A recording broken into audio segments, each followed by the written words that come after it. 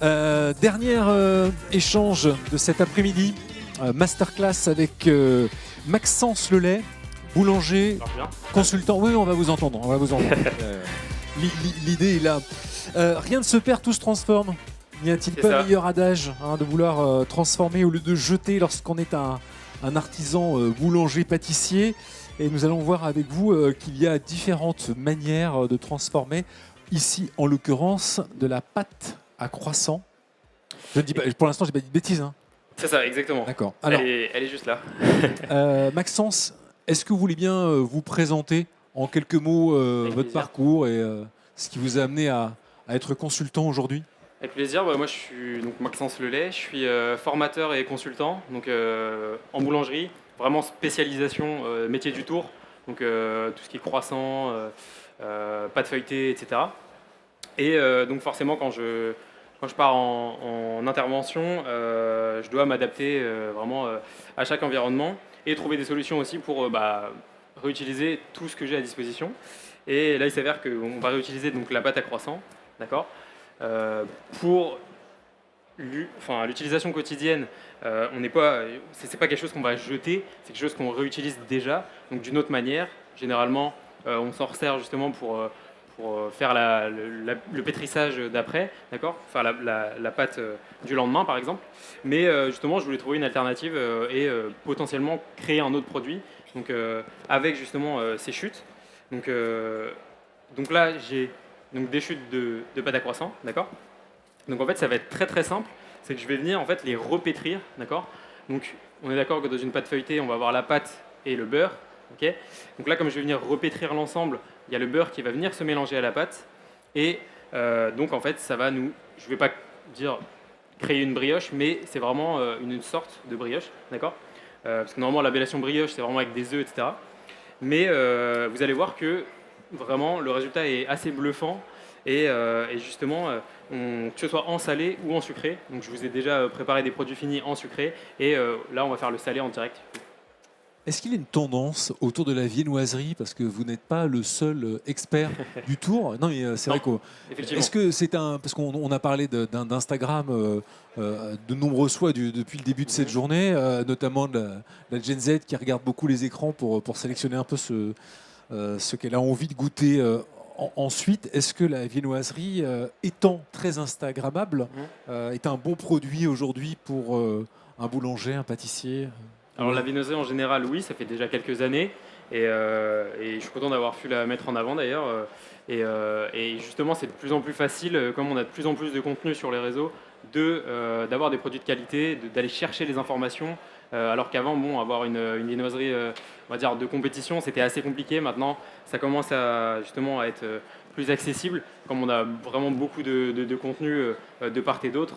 Et donc là, de toute façon, on peut le voir quand on se balade dans le salon, il y a des belles viennoiseries partout et il y a beaucoup de chefs qui vraiment ont réussi à masteriser ce produit en particulier et c'est tellement large. Justement, moi je pense que l'avenir de la viennoiserie, ça va surtout être sur le snacking et parce qu'en fait il y a une telle marge de progression sur ce type-là. On a déjà vu des croissants verts, rouges, bleus, mais moi par exemple ce que je mets en avant dans toutes mes interventions ou sur mes masterclass, c'est surtout par exemple des colorants qui vont apporter un intérêt gustatif après. Parce que le rouge, le vert, le bleu, bon c'est bien, mais ça apporte pas grand chose au final, quoi. Donc moi j'aime bien utiliser par exemple des épices, tout ce qui est cannelle, café, on peut même aller vers le salé, donc herbes de Provence par exemple, ou du cumin, etc. Et donc c'est ça qui est bien en fait, c'est vraiment infini. Et il n'y a pas vraiment que la forme finale, on peut vraiment déjà aromatiser la base et même le beurre, donc, qui va capter énormément les saveurs, on peut l'aromatiser aussi. C'est la texture qui est plaisante à être retravaillée ensuite? Aussi, c'est vrai que c'est assez satisfaisant même de voir justement le tourage, les feuillets, quand on a fait un beau tourage et qu'on regarde après de viennoiserie, c'est quand même assez satisfaisant de voir que bon, on a tout fait d'une bonne manière de A à Z et que au final, on a un beau produit à présenter au client, quoi. Alors, ce qui est intéressant à vous entendre, c'est que moi j'avais toujours entendu dire qu'il fallait conserver en fait les couches du feuilletage, surtout pas les Alors ça, c'est pour le feuilletage. Voilà, mais si en fait on les mélange, on obtient quelque chose qui sera en fait, ce qui est un différent, peu brioché. Il y a vraiment une différence entre le feuilletage et la pâte à croissant. Le feuilletage, effectivement, il ne faut pas le mettre en boule. la pâte à croissant, On peut. en fait, si on le réincorpore à une autre pâte, par exemple le lendemain, forcément, ça va se mélanger. Et donc moi, évidemment, comme je vais créer quelque chose d'autre, je vais devoir justement venir le casser un peu, cette pâte à croissant. Donc je vais commencer par ça, parce que bon, j'ai déjà réalisé les autres étapes après. Donc c'est vraiment très simple. C'est ça qui est bien, c'est que le process est vraiment très très simple. Donc là, j'ai mes chutes, d'accord. Idéalement, il ne faut pas qu'elles recommencent à fermenter, d'accord. Donc une fois qu'on a eu nos chutes, on les met au frigo, comme ça on limite, d'accord. Donc là, je la mets juste dans le batteur. Je vais commencer justement à la pétrir. Donc là, j'ai mis le crochet. Et on va y aller doucement, d'accord, au départ. Ok, ça va juste être un repétrissage. Je vais venir ajouter donc un liquide, pas trop évidemment. Ça dépend aussi des recettes de pâte à croissant et des recettes de pâte à croissant qui sont plus ou moins hydratées. Donc je peux réduire mon hydratation justement. Là, moi, j'hydrate 100% à l'œuf, d'accord. Et c'est vraiment très simple. Pour 1 kg de chute, je mets 2 œufs, d'accord. Donc c'est vraiment simple. 100 g d'œufs pour 1 kg de masse. Ça va venir justement réétirer un petit peu la pâte, permettre justement de l'enrichir un petit peu avec le jaune d'œuf et les protéines. Et vous allez voir en fait que sur ma pâte à croissant, j'ai eu un premier pétrissage. Et donc là, il va y avoir un deuxième pétrissage, ce qui va permettre vraiment d'incorporer énormément d'air, on va dire. Et vous verrez quand vous allez déguster justement les brioches, elles sont vraiment très très légères. Donc, même si on vient ajouter quelque chose, comme on la repétrit 2 fois et on vient l'étirer et la souffler 2 fois, vous allez voir que la texture est vraiment assez impressionnante. Donc là, vous allez juste la repétrir, de quoi l'assouplir un peu, voilà, et faire en sorte qu'elle absorbe l'œuf. C'est ça. Comme on a un réseau de gluten qui est déjà créé, ça va être un petit peu compliqué justement de venir ajouter un liquide à l'intérieur. C'est pour ça que là, je démarre, je casse un petit peu ce réseau et ensuite je vais venir ajouter justement mon œuf à ma préparation.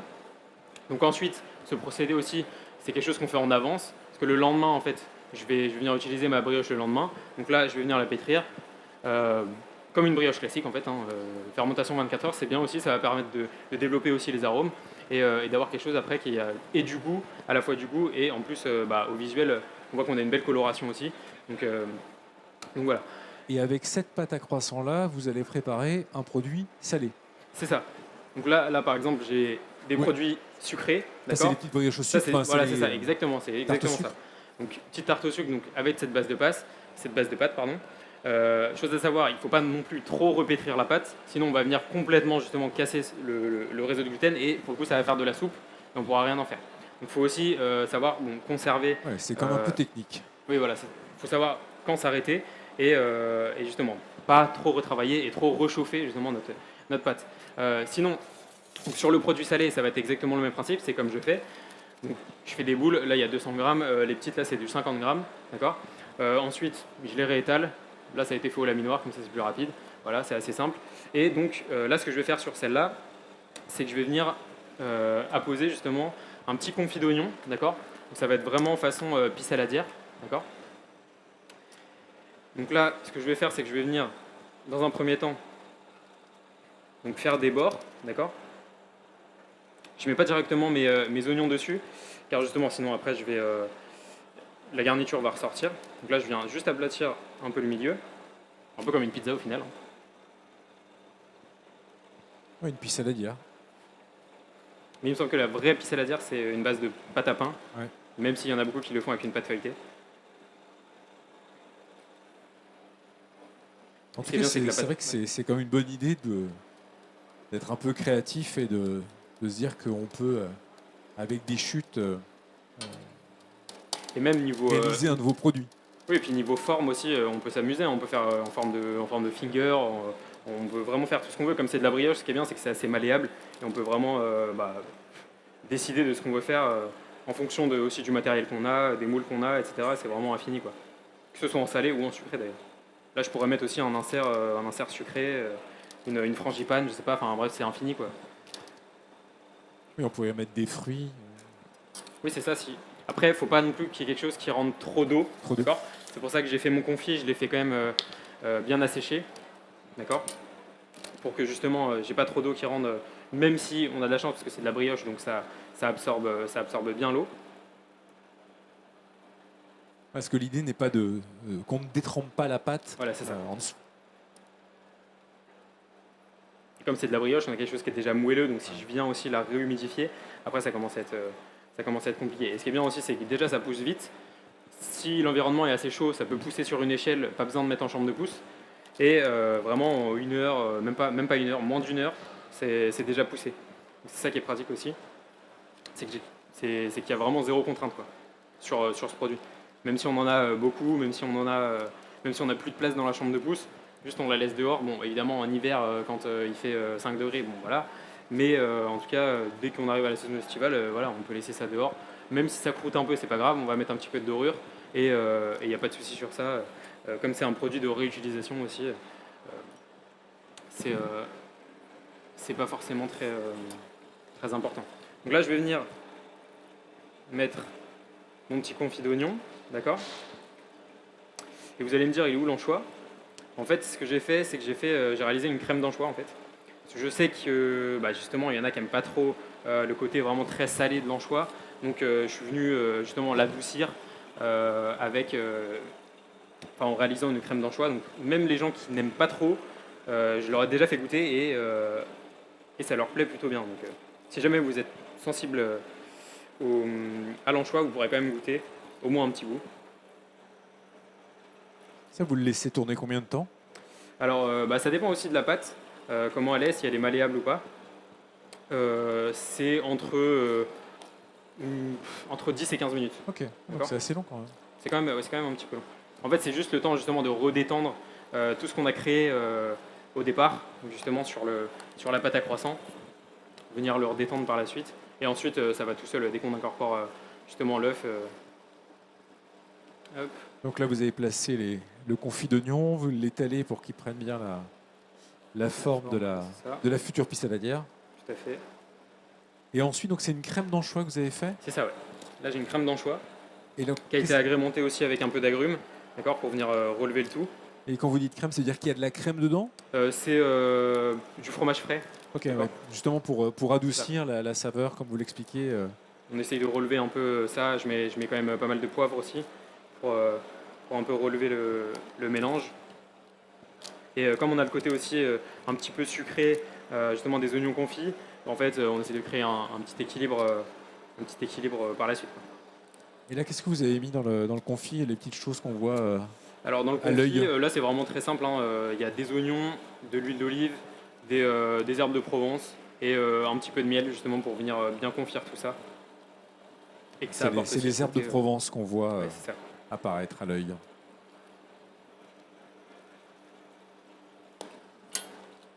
Donc là on va cuire ça. Ultra bon. Et donc c'est très rapide pareil pour cuire. Ça reste une brioche, surtout des brioches qui sont assez fines. Donc là en 10 minutes normalement ça va être. Bon, celles-là sont plus grosses. 10 minutes pour les petites, donc peut-être 12 minutes sur ce produit-là. À 170 degrés à peu près, faut pas trop l'agresser, entre 160 et 170, ça dépend du four qu'on a aussi.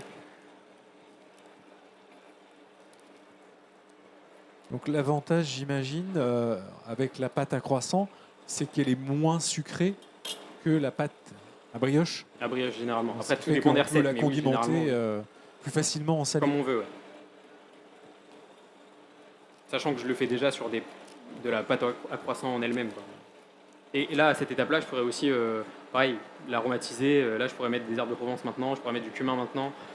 Faut juste faire attention avec la cannelle. Comme c'est antiseptique, en fait, ça ralentit la fermentation. Donc, je préfère la mettre sur fine, donc la pâte que je mets sur les viennoiseries, que directement dans la pâte de départ, quoi. Hop.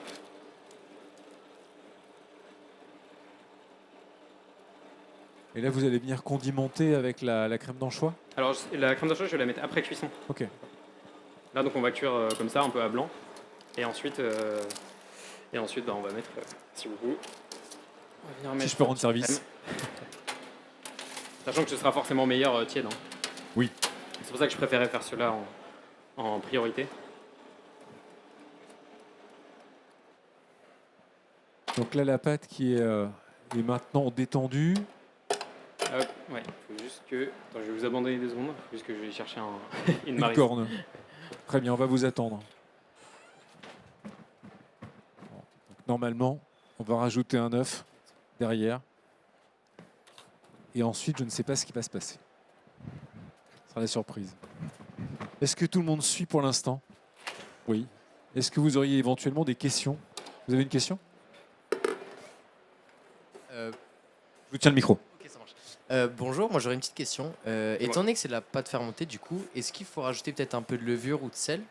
Alors, j'ai déjà testé justement. En fait, j'ai fait plusieurs essais. De base, ça partait justement d'une intervention que j'avais faite au Canada, d'accord. Et la personne avec qui j'étais s'était lancé comme ça. Il s'était dit bon, je mets de la pâte à croissant comme ça à repétrir avec un peu d'œuf, de la levure, du lait, etc.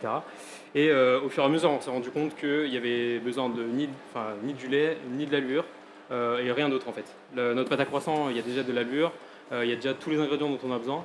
Donc en fait, on a juste rajouté un petit peu de liquide justement pour détendre.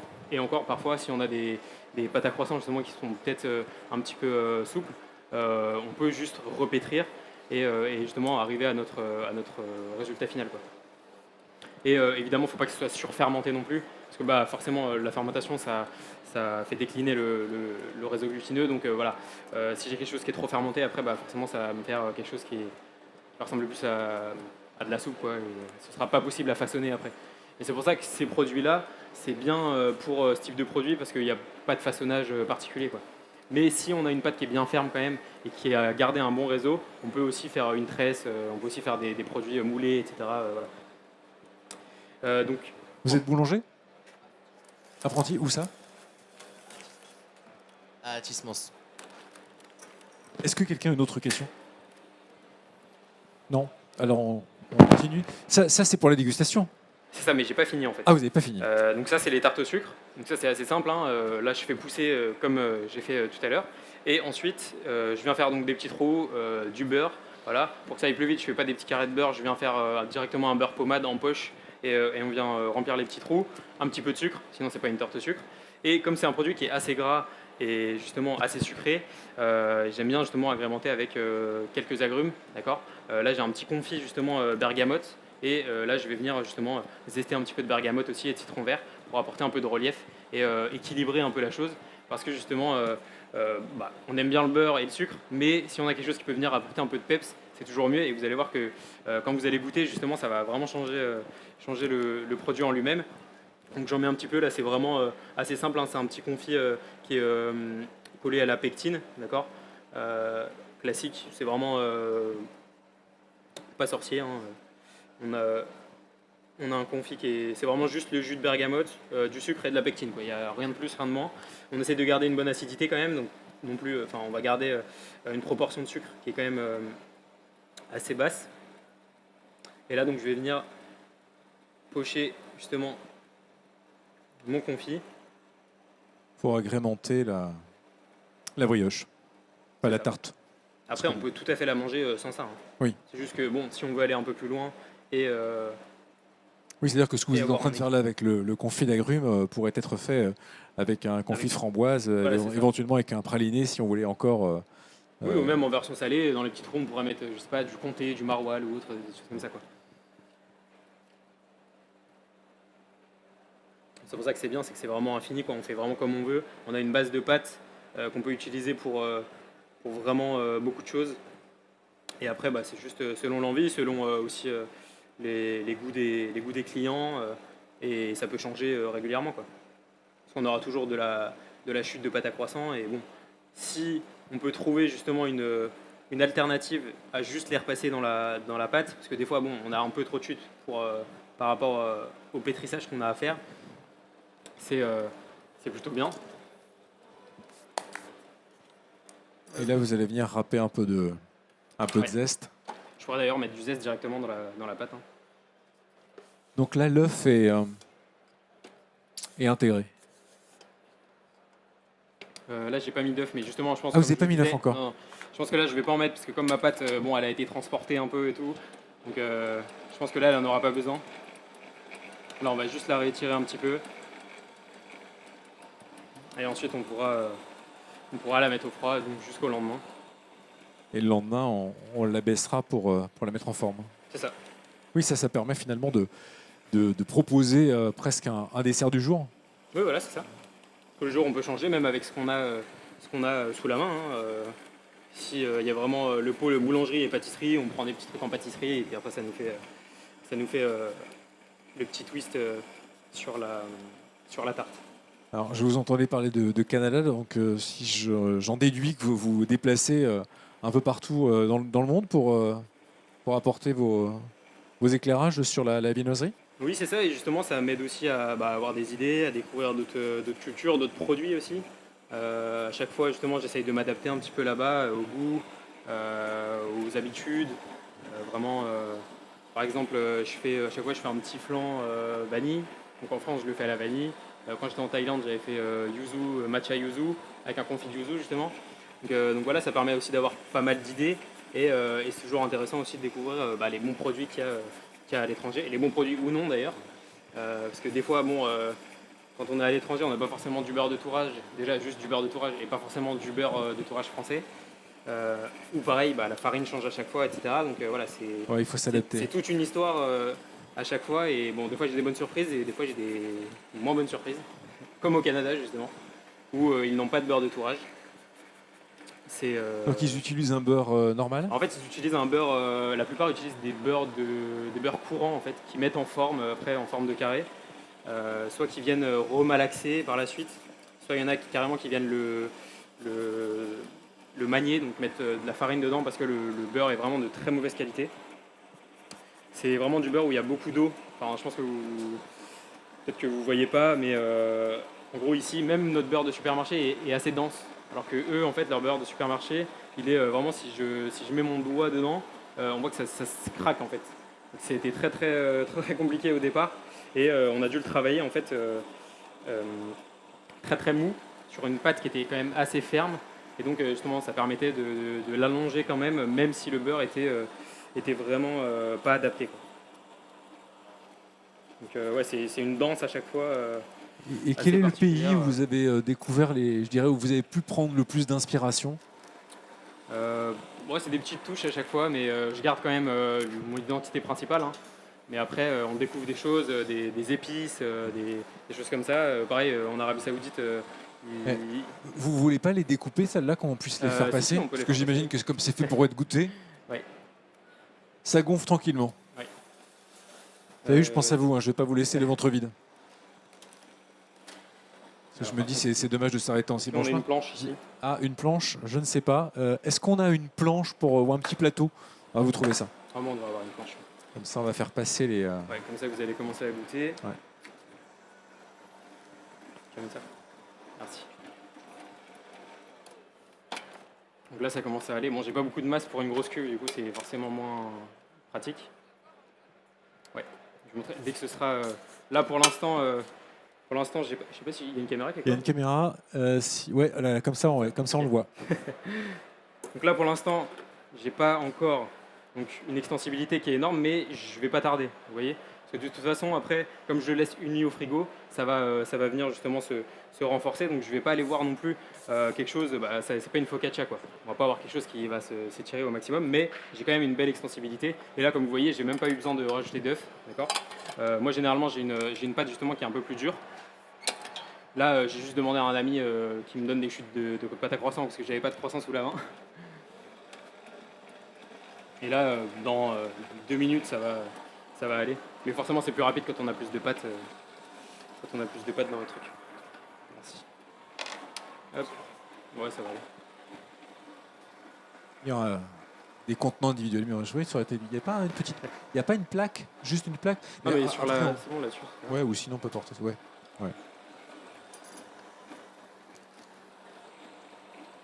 Et souvent, donc quand je fais des masterclass, je fais pas mal de produits, hein, ou même des consulting, je fais 15, 16 produits des fois différents. Et vraiment, à chaque fois, ce que les gens retiennent, c'est cette petite tarte de chute. Alors qu'il y a des produits feuilletés incroyables à côté, et bon, finalement, ils retiennent juste le produit de chute parce que c'est quand même assez surprenant. Vous allez voir en bouche, c'est pas du tout classique en fait. C'est vraiment une brioche, mais vous allez voir que ça fond dans la bouche. Et c'est du fait justement du deuxième étirage qui permet justement d'avoir cette légèreté, même si on a du sucre, enfin beaucoup de sucre et beaucoup de beurre. Pour le coup, là, je parle pas des calories, je parle vraiment juste de la sensation en bouche. Ça, on l'a dit, hein, c'est le plaisir avant tout. Compte pas les calories. On est encore en hiver, on peut manger gras.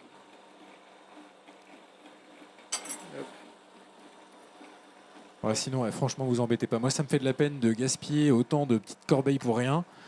Voilà, on va faire un passage, vous vous servez. Et une fois que la plaque sera vide, on la remplit. Hop. Donc là, j'ai ma pâte qui commence à se décoller des bords, d'accord, comme une brioche. Et donc là, je vais l'arrêter ici. Hop.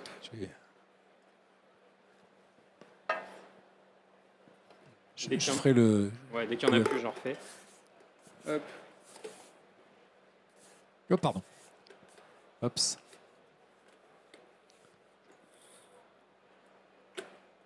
Allez, je fais le tour. Donc là, je vais avoir quelque chose qui est assez extensible, vous voyez. Multitâche. D'accord. J'ai quand même une belle extensibilité. Ok. Mais il faut que je garde quand même un peu de force justement par la suite. Donc là, je viens la mettre en forme. D'accord. On a quand même une pâte qui est assez lisse. Hein. Et ensuite, donc, je vais venir la conserver au frais. Donc 24 heures, le lendemain, je la reprends. Et si vraiment on est pressé, on la laisse juste un petit peu au frais et après on peut l'utiliser. C'est vraiment pas nécessaire les 24 heures, mais je trouve que c'est quand même assez pertinent d'avoir cette étape justement de développement des saveurs, etc. Par la suite. Quoi.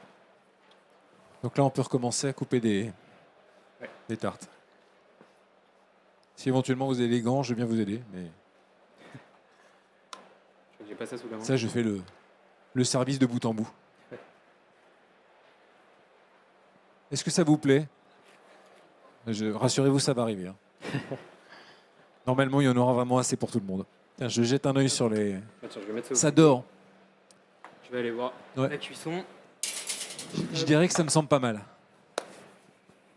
Ouais, ça va être pas mal. Ouais. Sachant qu'il ne faut pas que ce soit trop cuit, sinon on va venir sécher les produits.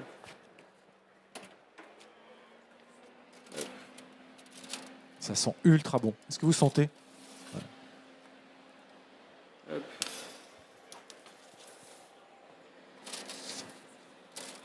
C'est comme je disais, hein, ça rend un peu d'humidité, donc c'est pour ça qu'il ne faut pas que nos oignons soient non plus trop humides. C'est pour ça que je les assèche bien déjà dans ma casserole de base. On recommence dans la découpe.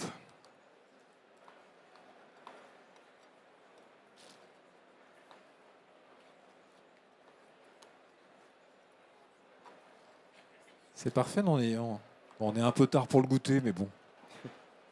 Au goûter, on mangeait des burgers, on a un peu décalé les horaires. C'est goûter et apéro direct après. Ouais, c'est ça. C'est goûter. Oui, parce qu'en fait, vous allez goûter, puis après, il y aura la tarte aux oignons. Elle a une dernière. Allez, c'est reparti. Merci. Donc, il en reste 2 ici.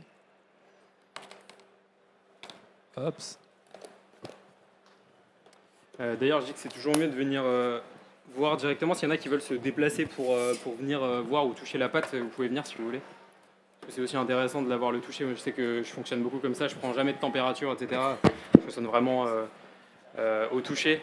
Donc, oui, voilà. Bah, pour cette pâte, pour le coup, il n'y avait pas de nécessité de rajouter de l'œuf. Mais là, vous voyez, c'est juste ma pâte à croissant que j'ai repétrie. C'est pour ça que ça permet d'avoir un truc assez sympa. Comment? Celle-là, je ne sais pas du coup, parce que c'est pas ma recette. Mais généralement, aux alentours de 47-48%, ça dépend des farines aussi.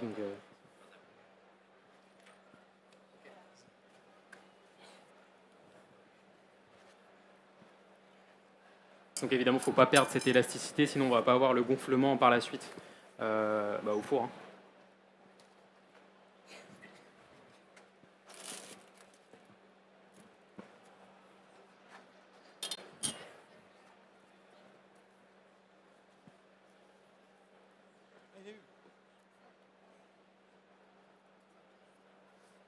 Prends-en plus. Hein. Et tu regardes.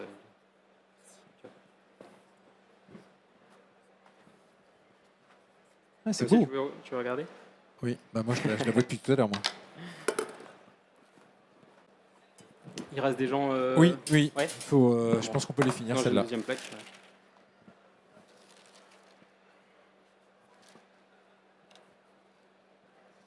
Est-ce que vous avez des questions à poser? Ah, pardon.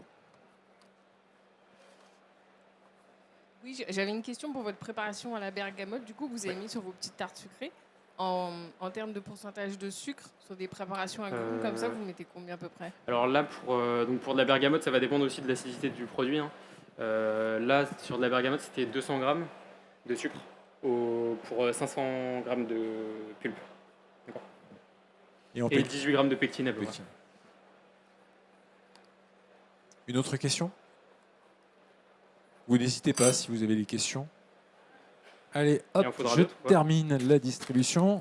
Donc, je reprends l'endroit où je me suis arrêté. Hop.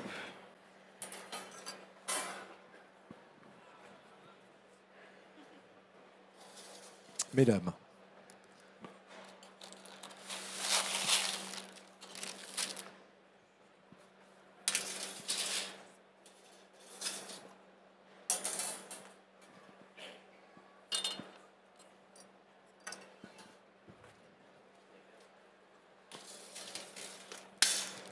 Vous avez goûté? Ouais. Qu'est-ce qui s'est passé? Ah voilà. Oui, il en reste même pour vous. Bah ouais, pour une fois que je peux me nourrir. Sinon personne ne pense jamais à moi.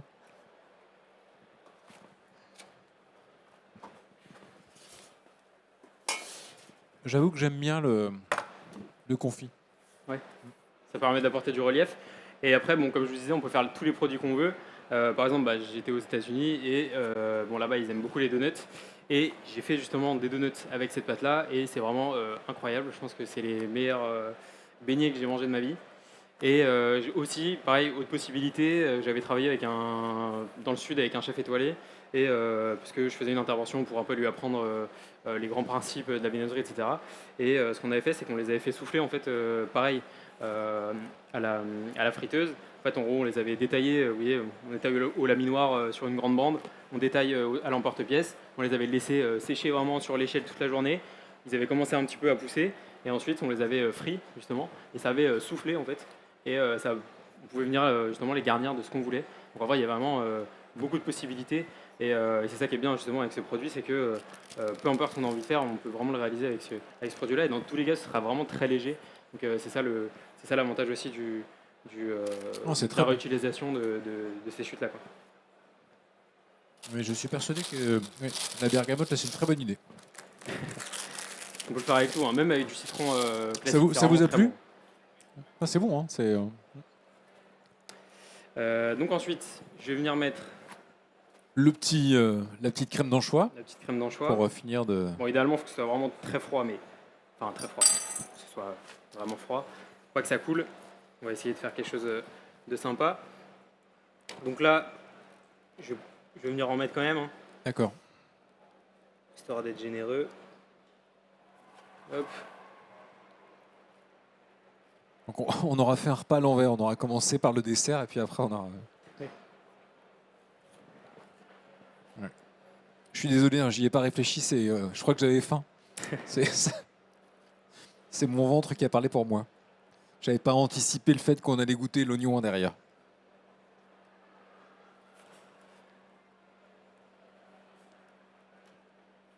Alors moi je préfère en spirale. Bon, après, c'est chacun ses goûts. Non mais vous savez, j'y vois un avantage, c'est que quand on partage, il y a une répartition plus équitable que sur les points. Personne n'est allergique à l'anchois? Non, parce que si par hasard c'est le cas, il faut le dire tout de suite, comme ça on en laisse une sans anchois.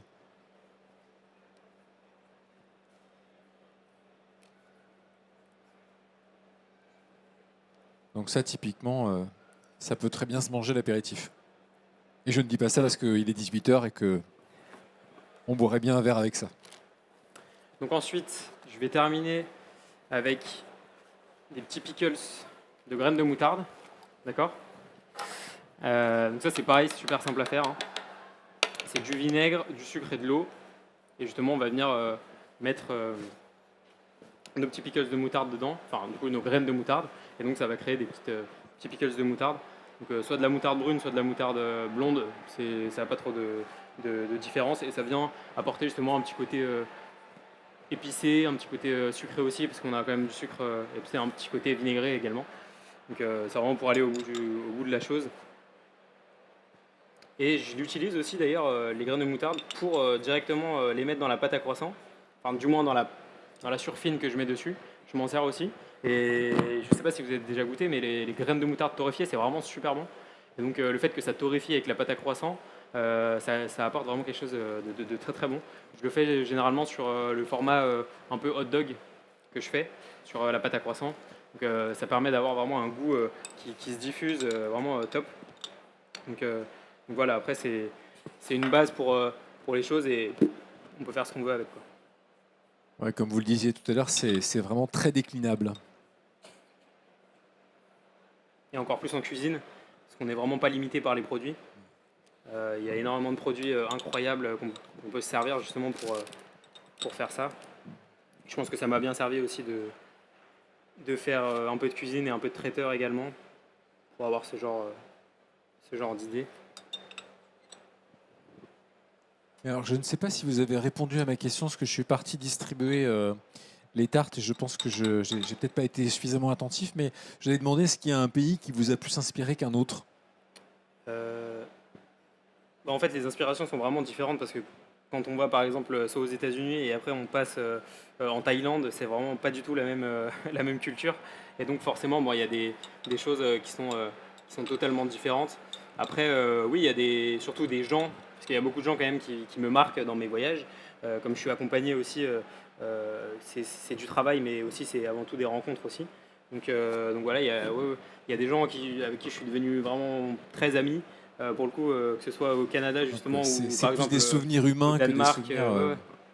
Et c'est des gens que je revois, je vais pas dire régulièrement parce que ça fait un peu loin de la France, le Canada, mais en tout cas, quand j'y vais, je manque pas d'aller les revoir justement, tout en partageant d'ailleurs toujours le même aspect, parce que souvent j'y vais et puis on fait des croissants ou des galettes ou autre. Donc,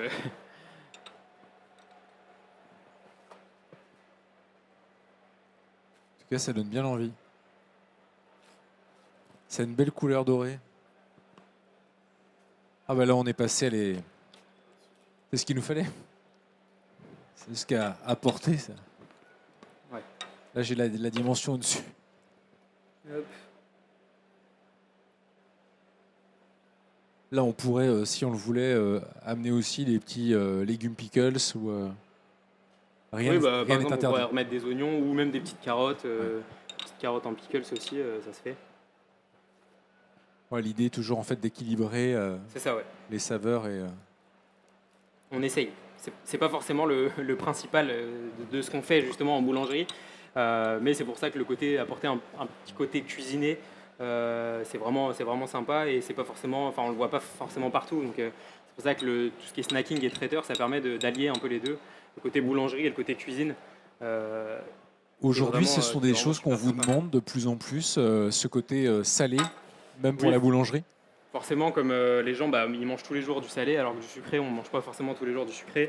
Il y a beaucoup aussi de gens qui sont situés vers les bureaux, etc. Donc les gens viennent manger le midi. Donc évidemment, la gamme traiteur, en plus c'est ce qui est, de ce que j'ai vu, c'est ce qui est le plus rentable, d'accord. Parce qu'on peut faire des menus midi, etc.